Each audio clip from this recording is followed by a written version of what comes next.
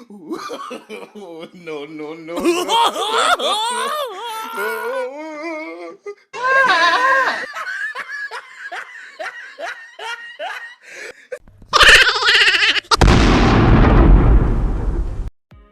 Photo edit করতে কার না ইচ্ছা করে? আমরা সবাই চাই আমাদের ছবি দেখে আমাদের বন্ধু বান্ধবীরা ক্রাশ খেয়ে মাটিতে লুটিয়ে পড়ুক, আর ছবি দেখে বান্ধবী পড়ে গেলে তো কথাই নেই। কিন্তু কাজটা সম্পর্কে ভালো ধারণা জানি না বলে আমরা এডিট করতে গিয়ে চমৎকার ভুলগুলো করে ছবি আপলোড করি এবং পরবর্তীতে হাসি ঠাট্টার সম্মুখীন হতে হয়। একটি সুন্দর ছবি আপনার পার্সোনালিটিকে আরও ডেভেলপ করে তোলে এবং আপনার সম্পর্কে একটা পজিটিভ ধারণা দিতে সাহায্য করে। তাহলে চলুন দেখা নেওয়া যাক একটি ছবির ব্যাকগ্রাউন্ড চেঞ্জ করে কিভাবে ছবিটাকে আরও সুন্দরভাবে উপস্থাপন করা যায় এবং বন্ধুদেরকে চমকে দেওয়া যায়। আসসালামু আলাইকুম গাইজ, কেমন আছেন আপনারা? নিশ্চয়ই ভালো।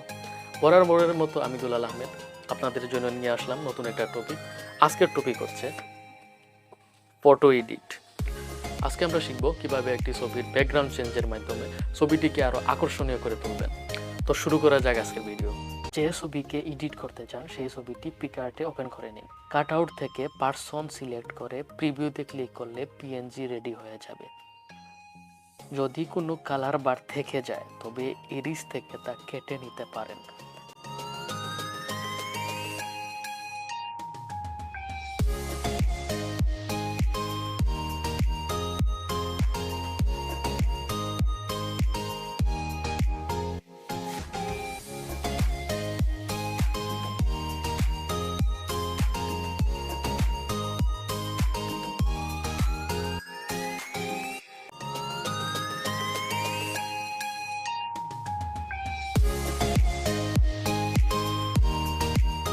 সেভ থেকে গ্যালারিতে সেভ করে নেবেন।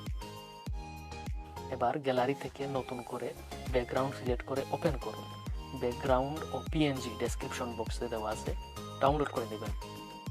এড ফটো থেকে আগের কাটআউটটি ওপেন করে পজিশন মতো বসিয়ে নিন।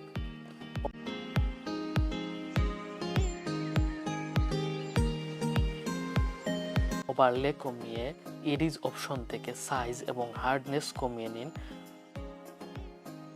সুন্দর করে ইরিজ করতে থাকুন।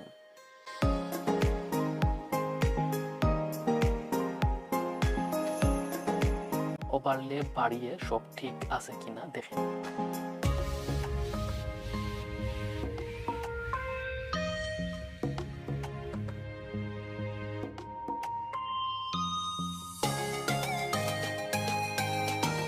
স্মোক পিএনজি এনে পজিশন মতো বসিয়ে নিন এবং ব্লেন্ড থেকে স্ক্রিন করে নিন।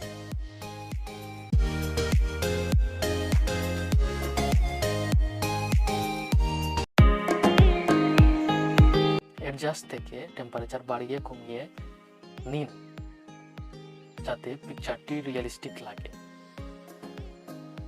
তো দেখে নিলেন আজকে কত সহজে একটি ছবির ব্যাকগ্রাউন্ড চেঞ্জের মাধ্যমে ছবিটিকে আরও আকর্ষণীয় করে তুলবেন এবং নিজের কন্টেন্টে অর্থাৎ ফেসবুক, ইউটিউব কিংবা যে কোনো ধরনের সোশ্যাল মিডিয়ায় আপনি এটাকে পাবলিশের মাধ্যমে বন্ধুদের চমকে দিবেন। তাহলে আর দেরি কেন, এখনই আপনার ছবিকে এডিটের মাধ্যমে ব্যাকগ্রাউন্ড চেঞ্জ করে বন্ধুদের চমকে দিন। পরবর্তী ভিডিও দেখার আমন্ত্রণ জানিয়ে আজকের মতো এখানেই বিদায়।